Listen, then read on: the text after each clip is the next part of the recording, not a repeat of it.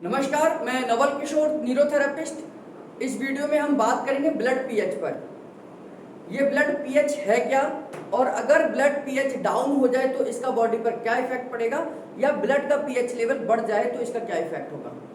तो blood pH यानी कि ब्लड के अंदर पावर ऑफ हाइड्रोजन कितनी है, ये हमें बताता है कि हमारा ब्लड का पीएच कितना होगा।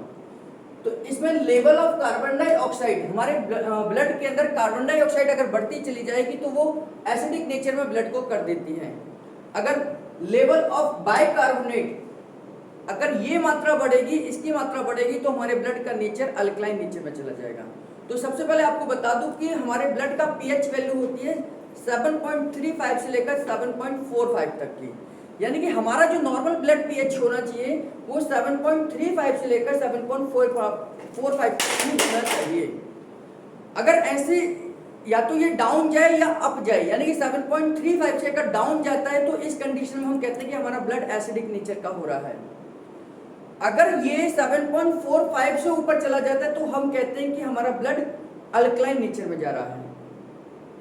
ये पूरा खेल हमारे ब्लड के अंदर ही है, यानी कि हमें कौन सी डिजीज आएगी, हमें कौन सी बीमारियां परेशान करेंगी, ये सारा हमारा ब्लड पीएच पर ही डिपेंड करता है। हमारी बॉडी के इस ब्लड पीएच को दो सिस्टम कंट्रोल करते हैं। पहला है रेस्पिरेटरी सिस्टम और दूसरा है हमारा किडनी का सिस्टम।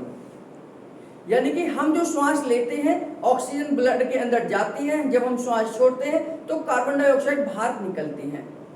अगर ये प्रॉपर तरीके से कार्बन डाइऑक्साइड बाहर निकल रही है तो यानी कि ब्लड अपना प्रॉपर तरीके से अल्कलाइन और बेस को, यानी कि अल्कलाइन और एसिड को बैलेंस कर रहा है। इसी प्रकार अगर किडनी अपना प्रॉपर तरीके से फिल्टर कर रही है, वो ब्लड के टॉक्सिन्स को रिमूव कर रही है, यानी कि उसे फिल्टर करके बाहर निकाल रही है, तो यानी कि वह अपने एसिड और अल्कलाइन को बैलेंस करने वाली जिम्मेदारी को पूरा कर रही है। जब किडनी अपने फिल्ट्रेशन को प्रॉपर ना कर पाए तो उस समय पर यूरिक एसिड, यूरिया, क्रेटिनाइन, बहुत सारे एसिड ब्लड के अंदर बढ़ने शुरू हो जाते हैं और जिससे बीमारी की शुरुआत होती है। ये ब्लड पीएच होता कैसे है, या पीएच लेवल होता क्या है, कैसे हम इसको चेक करते हैं। तो सबसे पहले हम पीएच स्केल को समझते हैं। जो हमारा पीएच स्केल है ये हमारा 0 से लेकर 14 तक का स्केल है। जैसे हम किसी दूरी को किलोमीटर में नापते हैं, जैसे हम किसी हाइट को सेंटीमीटर या मीटर में नापते हैं, हम किसी लिक्विड को हम लीटर में नापते हैं, किसी भारी चीज को, किसी वस्तु के किलोग्राम में नापते हैं। इसी प्रकार हम हर नेचर को, यानी कि किसी भी लिक्विड की नेचर को हम पीएच में नापते हैं। यानी कि दुनिया में जितने भी लिक्विड हैं, यानी कि तरल हैं, उनका पीएच स्केल होगा, उनका अपना पीएच स्केल होगा। जैसे मैंने आपको कुछ अपनी बॉडी के फ्लूइड के बारे में समझाया है, चूंकि हमारी बॉडी के अंदर भी अलग अलग फ्लूइड हैं तो उनके बारे में समझते हैं कि उनका पीएच वैल्यू कितनी होती है। जैसे यूरिन है, यूरिन की जो पीएच वैल्यू हमारे हैं वो 4.6 से लेकर 8 तक हो सकती है, यानी कि यूरिन हमारा एसिडिक नेचर का होगा। हमारा एक पीएच स्केल हमें बताता है कि जब जिसका भी पीएच वैल्यू 0 से लेकर 6.9 तक होगी, 0 से लेकर 6.9 तक होगी, इसका मतलब है कि वो एसिडिक नेचर का होगा। जिसकी वैल्यू 7.1 से लेकर 14 तक होगी उसका नेचर अल्कलाइन होगा। यानी कि 7 जो है वो हमारा न्यूट्रल है। 7 जिसकी भी पीएच वैल्यू होगी, ना तो वो एसिडिक होगा ना वो अल्कलाइन होगा। और आपकी जानकारी के लिए बता दूं, दुनिया में केवल प्योर वाटर यानी कि H2O, जिसको हम शुद्ध पानी बोलते हैं, उसी का पीएच वैल्यू 7 होती है। बाकी किसी भी लिक्विड की वैल्यू 7 नहीं होती है। या तो वो एसिडिक नेचर की होगी या वो अल्कलाइन नेचर की होगी। जैसे कि मैंने आपको बताया, हमारा यूरिन जो पास आउट होता है उसका जो ब्लड पीएच, उसका जो यूरिन का पीएच वैल्यू है वो 4.6 से लेकर 8 तक हो सकती है। यानी कि ज्यादातर हमारा जो यूरिन है वो एसिडिक नेचर का है। इसी प्रकार जो हमारी गैस्ट्रिक जूस, यानी कि हमारे पेट में जो गैस्ट्रिक जूस है, जो खाने को पचाने का काम करता है, उस जूस की, उस तरल की जो पीएच वैल्यू है 1.5 से लेकर 3.5 तक होती है। और ये जितना कम होगा उतना ही हमारे लिए फायदा होगा। यानी कि अगर ये 1.5 है तो ये हमारे लिए सबसे ज्यादा फायदेमंद है और ये खाने को आसानी से पचा पाएगा। अगर ये 3.5 से ऊपर चला जाए तो ये हमारे लिए बेकार हो जाएगा। यानी कि ये खाने को ठीक से नहीं पचा पाएगा और हमें पेट से संबंधित यानी कि मेटाबॉलिक डिसऑर्डर्स आने शुरू हो जाएंगे। तो हर लिक्विड की पीएच वैल्यू होती है। जैसे आपने देखा होगा कई बार डेयरीज के अंदर यानी कि जहां दूध मिलता है वहां पर उस दूध की पीएच वैल्यू को चेक करा जाता है। अगर उस दूध की पीएच वैल्यू उस नॉर्मल दूध से पीएच वैल्यू से ज्यादा हो जाए तो वो दूध रिजेक्ट कर दिया जाता है, या कम हो जाए तो भी रिजेक्ट कर दिया जाता है। यानी कि दूध की जो नॉर्मल पीएच वैल्यू होनी चाहिए वो उतनी होनी चाहिए, तभी वो दूध सप्लाई के लिए जाएगा। जैसे पानी की पीएच वैल्यू 7 होनी चाहिए, अगर ये ऊपर जाएगा तो उसे हम अल्कलाइन वाटर कहते हैं। और आप लोग देख रहे होंगे कि बाजार में इस समय पर अल्कलाइन वाटर से बहुत ज्यादा बिजनेस हो रहा है। और जब हम बात करें कि हमारा वाटर एसिडिक भी हो सकता है, आपकी जानकारी के लिए बता दूं, जितना हम फिल्टर पानी को पीते हैं वो उतना ही एसिडिक नेचर में चला जाता है। यानी कि आरओ का पानी एसिडिक पानी होता है, हमारे बिसलरी का पानी भी एसिडिक नेचर का होता है। तो ये पानी एसिडिक नेचर में है। इसी प्रकार से बाइल जूस जो है यानी कि गॉल ब्लैडर से निकलने वाला बाइल जूस जो हमारे फैट को डाइजेस्ट करने में हेल्प करता है, उसकी जो पीएच वैल्यू है वो 7.5 से लेकर 8.5 तक है। यानी कि ये अल्कलाइन नेचर है। और जिन लोगों ने डाइजेस्टिव सिस्टम पढ़ा होगा या जानते होंगे जो पाचन तंत्र के बारे में, वो जानते हैं कि हमारा बाइल अल्कलाइन नेचर का होता है और इसी वजह से वो ड्यूडेनम में आए हुए एसिडिक फूड को अल्कलाइन नेचर में कन्वर्ट कर पाता है।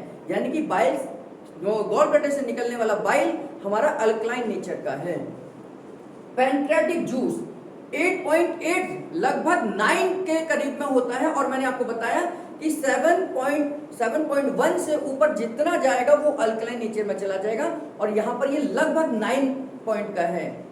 यानी कि पैंक्रियाटिक जूस हमारे अल्कलाइन नेचर के होते हैं। और इसी वजह से सोडियम बाइकार्बोनेट जो पैंक्रियास से निकलता है हमारे HCl को शांत करता है ड्यूडेनम के अंदर। CSF यानी कि सेरेब्रो स्पाइनल फ्लूइड, इसका पीएच वैल्यू होती है 7 से लेकर 7.5 तक होती है। सेरेब्रो स्पाइनल फ्लूइड का मतलब जो आपकी स्पाइन के अंदर फ्लूइड घूम रहा है, आपकी स्पाइन के अंदर जो फ्लूइड घूम रहा है उसकी वैल्यू भी 7.5 के करीब है, यानी कि वो भी अल्कलाइन नेचर में है। और सलाइवा, आपका थूक यानी कि जो आपके मुंह के अंदर सलाइवा बनता है, इसकी भी जो पीएच वैल्यू है 7.5 के करीब है, यानी ये भी अल्कलाइन नेचर का है।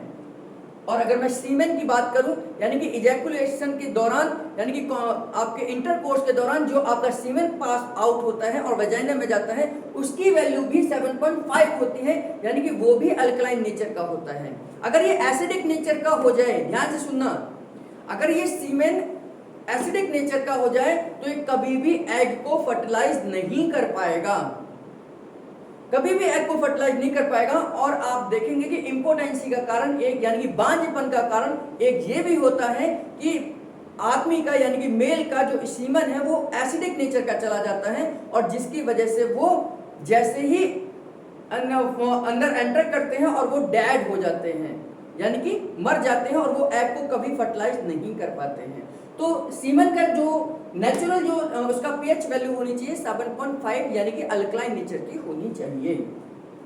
हमारे आंखों से निकलने वाले आंसू जब आपकी आंखों से निकलते हैं तो उनकी पीएच वैल्यू होती है 7.2 से लेकर 7.5 तक, यानी कि जो आप आंखों से आंसू निकालते हैं उनकी पीएच वैल्यू भी अल्कलाइन नेचर की है। और लास्ट जो इंटरस्टिशियल फ्लूइड होता है यानी कि इंटेस्टाइनल फ्लूइड होता है, आपके इंटेस्टाइन के अंदर जो फ्लूइड है उसका भी 7.2 से लेकर 7.5 तक है, यानी कि ये भी अल्कलाइन नेचर है। मैंने आपको बताया कि हमारे शरीर के अंदर भी अलग अलग फ्लूइड हैं और इन फ्लूइड का नेचर भी अलग अलग है। कोई एसिडिक हो सकता है, कोई अल्कलाइन हो सकता है। केवल दुनिया में एकमात्र ऐसी चीज है जो 7 है यानी कि न्यूट्रल है, ना वो एसिडिक है ना वो अल्कलाइन है। हमारे शरीर के अंदर जब एसिडिक नेचर होता चला जाएगा यानी कि ब्लड पीएच वैल्यू 7.35 से नीचे जाएगी, तो इस समय हम कहते हैं कि हमारा ब्लड एसिडिक नेचर में जा रहा है और उस कंडीशन में हमें एसिडिक प्रॉब्लम आनी शुरू हो जाएंगी। आप गूगल पर सर्च करके देखिए डिजीज ऑफ एसिडोसिस, यानी कि जब हमारा blood pH value acidic nature में चली जाती है तो गूगल हमें बताता है कि हमारे को कौन कौन सी समस्याएं हो सकती हैं या कौन कौन से सिम्टम्स आ सकते हैं। तो जिसमें सबसे पहले है बीपी का लो चला जाना यानी कि लो बीपी होना, डायबिटीज होना, हाइपोथायराइड होना या सुस्ती होना, या हमें नींद ज़्यादा आना, या हमें जॉइंट्स पेन होना, पेट से रिलेटेड ज़्यादातर प्रॉब्लम हमारे ब्लड के पीएच वैल्यू के गिरने से होती हैं। यानी कि जब हमारे बॉडी का नेचर एसिडिक नेचर हो जाता है तो हमें जॉइंट्स पेन होने के चांसेस, हमें मेटाबॉलिक डिसऑर्डर होने के चांसेस सबसे ज़्यादा होते हैं। ऐसे ही जब हमारा ब्लड का पीएच वैल्यू बढ़ता है और ये अल्कलाइन नेचर में चला जाए तो हमारी बॉडी भी अल्कलाइन वाले सिम्टम्स देना शुरू करती है। और गूगल पे जब हम सर्च करते हैं सिम्टम्स ऑफ एल्कलोसिस या डिजीज ऑफ एल्कलोसिस, तो गूगल हमें बताता है कि ये हाई बीपी हो सकता है। यानी कि जिनका नेचर अल्कलाइन नेचर का बॉडी होगी उनको हाई बीपी की समस्या हो सकती है, हाइपरटेंशन हो सकती है, हाइपरथायराइड हो सकती है, या ब्रेन से रिलेटेड बीमारियां हो सकती हैं जिसमें अल्जाइमर हो सकती है, डिमेंशिया हो सकती है, कोमा में जा सकता है पेशेंट, फिट्स की समस्या हो सकती है, इपिलेप्सी की समस्या हो सकती है, सीजर्स की डिजीज हो सकती है। यानी कि जितनी खतरनाक बीमारियां हैं वो हमारे अल्कलाइन नेचर की हैं। वो जितनी खतरनाक बीमारियां हैं वो हमारे अल्कलाइन नेचर की हैं। और ज़्यादातर जो बीमारियां होती हैं वो एसिडिक नेचर की होती हैं। 80% इस दुनिया में जो बीमारियां हैं वो एसिडिक नेचर की हैं, 20% केवल अल्कलाइन नेचर की है। तो ये जब गड़बड़ होती है तो हमें एसिडोसिस की प्रॉब्लम आती है और अल्कलोसिस की प्रॉब्लम आती है। तो मैंने आपको बताया कि दो सिस्टम हमारे अगर प्रॉपर तरीके से काम करें तो ये एसिड और अल्कलाइन बैलेंस हो सकता है, जिसमें हमारे लंग्स और हमारी किडनियां हैं। किडनी अगर प्रॉपर तरीके से फिल्टर करे तो एसिड अल्कलाइन बैलेंस होता रहेगा और हमारा ब्लड पीएच वैल्यू भी ठीक रहेगी। इसी प्रकार हमारा लंग्स जो है अगर प्रॉपर तरीके से ब्रीथ आउट करेगा, कार्बन डाइऑक्साइड को बाहर निकालेगा, तो हमारा एसिड और अल्कलाइन बैलेंस रहेगा।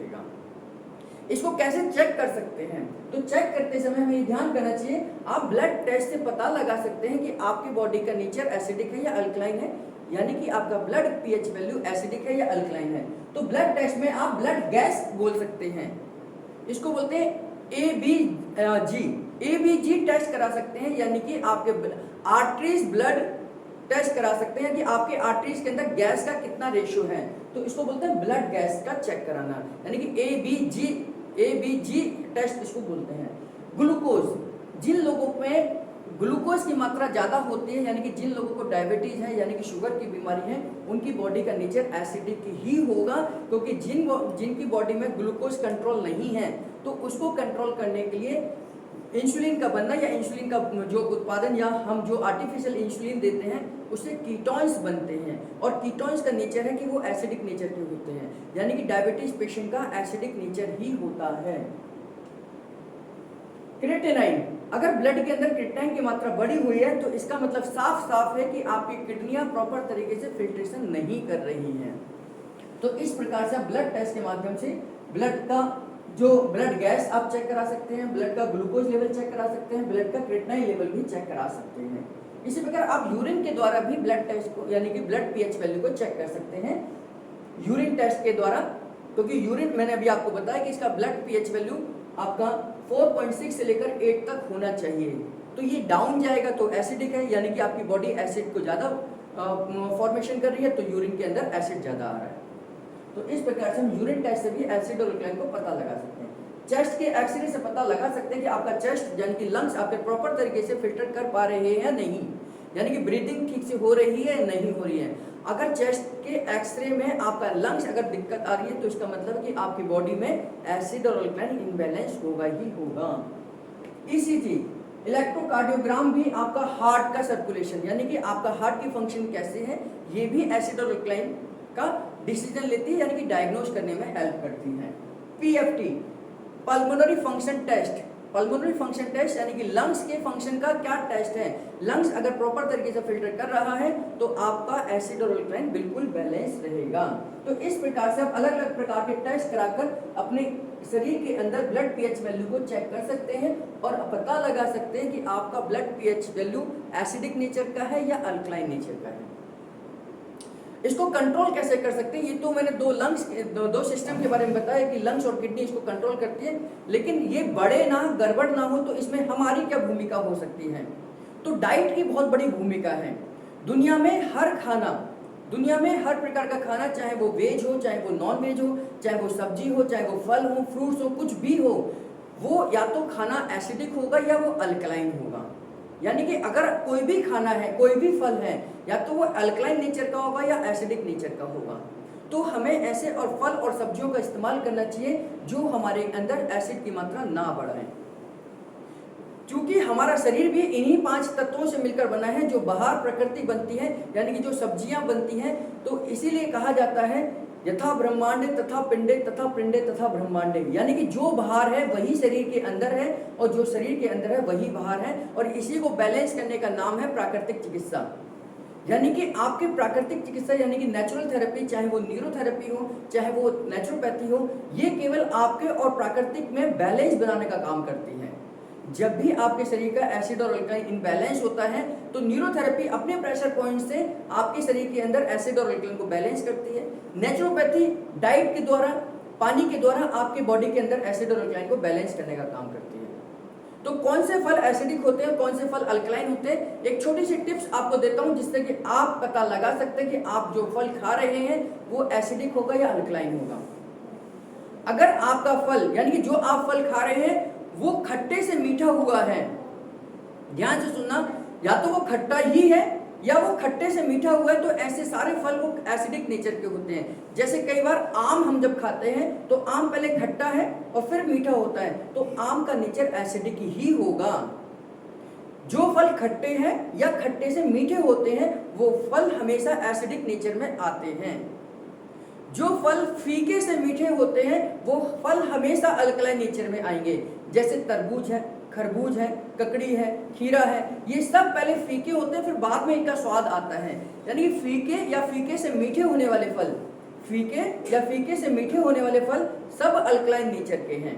तो इस पर और जिन फलों में पानी की मात्रा ज्यादा होती है या जिन सब्जियों में पानी की मात्रा ज्यादा होगी वो अल्कलाइन नेचर के होंगे। जिन सब्जियों में पानी की मात्रा कम होगी वो एसिडिक नेचर के होंगे। दूसरी चीज, जिन फलों को, सब्जियों को, जिन दालों को जितना पकाने में टाइम लगता है वो उतनी ही एसिडिक नेचर की मानी जाती हैं। जैसे राजमा, छोले, चावल, उड़द की दाल, इनको टाइम लगता है बनने में, तो ये सारी एसिडिक नेचर की हैं। जो फल और सब्जियां यानी कि सब्जियां बहुत आसानी से बहुत जल्दी पकती हैं उनको वो सारी अल्कलाइन नेचर की होंगी। जैसे घिया, तोरई, टिंडे, इनको बहुत कम समय लगता है। पालक है या कोई ऐसी हरी सब्जी है जिसको हम रखते हैं और 5 से 10 मिनट में ये बन जाती है। यानी कि जितना कम समय जिस सब्जी को लग रहा है वो उतनी ही अल्कलाइन नेचर की होगी, और जितना पकने में जिस सब्जी को टाइम लग रहा है उतनी ही वो एसिडिक नेचर की होगी। न्यूरोथेरेपी इस एसिड और अल्कलाइन को बैलेंस कर सकती है, क्योंकि न्यूरोथेरेपी और मेडिकल साइंस दोनों मानते हैं और जानते हैं कि शरीर के अंदर जो भी समस्या आती है, चाहे वो बैक पेन हो, नी पेन हो, मेटाबॉलिक डिसऑर्डर हो, डायबिटीज हो, हाई बीपी हो, कोई भी समस्या है वो केवल एसिड और अल्कलाइन के इनबैलेंस होने की वजह से है। एसिड और अल्कलाइन को इनबैलेंस होने की वजह से है। तो न्यूरोथेरेपी इस एसिड और अल्कलाइन को 3 तरीके से ठीक करती है। पहला, आपने जो इंटेक कर रहे हैं, जो आप इंटेक कर रहे हैं वो प्रॉपर तरीके से डाइजेस्ट हो, उसका कोई भी तत्व आपके शरीर को नुकसान ना कर सके। तो इसके लिए हम मेटाबॉलिक डिसऑर्डर्स के लिए हम पेट को ठीक करते हैं। न्यूरोथेरेपी पेट को आसानी से और सरल तरीके से ठीक कर सकती है। दूसरा, मैंने कहा कि आपके एसिड अल्कलाइन को बैलेंस करने का काम आपका रेस्पिरेटरी सिस्टम भी करता है। तो लंग्स को स्टिमुलेट करने के लिए न्यूरोथेरेपी में बहुत सारे फॉर्मूले हैं। जैसे ऑक्सीजन फार्मूला हमारा टेस्टेड फार्मूला है। किसी के भी लंग्स अगर प्रॉपर तरीके से काम नहीं कर रहे हैं तो न्यूरोथेरेपी में ऑक्सीजन ट्रीटमेंट देकर हम लंग्स को दोबारा से स्टिमुलेट कर सकते हैं। तीसरा, किडनी को स्टिमुलेट करने का न्यूरोथेरेपी में बहुत अच्छा ट्रीटमेंट है जिसका नाम है फुल किडनी क्लियर ट्रीटमेंट। देखिए 4-5 स्टेप्स हैं। 4-5 स्टेप में जब हम ये फॉर्मूला देते हैं तो आपकी दोनों ही किडनियां यानी कि लेफ्ट और राइट किडनियां वो बिल्कुल तरीके से प्रॉपर तरीके से फिल्टर करना शुरू कर देती हैं। यानी कि हम डाइजेस्टिव सिस्टम को ठीक कर हम रेस्पिरेटरी सिस्टम को ठीक कर हम किडनी के सिस्टम को ठीक कर इस बीमारी का समाधान कर सकते हैं। यानी कि हम एसिड और अल्कलाइन को बैलेंस कर सकते हैं। और चूंकि बीमारी की शुरुआत ही एसिड और अल्कलाइन के इनबैलेंस होने से होती है तो इसका समाधान भी यहीं से यानी कि इसके जड़ से ठीक होगा, चाहे वो बीमारी कोई भी हो, किसी भी कंडीशन में हो। तो न्यूरोथेरेपी एसिड और अल्कलाइन को बहुत आसानी से ठीक कर सकती है। इस वीडियो में मैंने आपको बताया कि कैसे हम एसिड और अल्कलाइन को चेक करते हैं, यानी कि हम कैसे पता लगा सकते हैं और कैसे हम नेचर को पता लगा सकते हैं, हम कैसे ब्लड टेस्ट के द्वारा अपने एसिड और अल्कलाइन को देख सकते हैं। एसिड अल्कलाइन का इनबैलेंस होना ही सबसे बड़ी बीमारियों का कारण है। यही मूल कारण है कि आप किसी भी बीमारी से पीड़ित हैं। हमें सजग होना चाहिए, हमें सतर्क होना चाहिए कि जो भी हम खाना खा रहे हैं, जो भी हम कुछ कर रहे हैं, वो हमारे बॉडी के एसिड और अल्कलाइन को बैलेंस करेगा या इनबैलेंस करेगा। और ये एसिड और अल्कलाइन दिन प्रतिदिन चेंज होता है। ऐसा नहीं है कि एक बार आपने अपनी बॉडी को ठीक कर लिया तो ये दोबारा कभी नहीं बिगड़ेगी। ये हर दिन बदलती है, तो हमें हर दिन इस पर ध्यान देना है कि हमारी बॉडी का ब्लड पीएच वैल्यू एकदम ठीक रहना चाहिए। वीडियो में दी गई जानकारी अगर आपको अच्छी लगी है तो शेयर करिए, लाइक करिए, और हमारे चैनल पर अगर नए हों तो सब्सक्राइब करना ना भूलें, बेल बटन जरूर दबाएं। आपका बहुत बहुत धन्यवाद।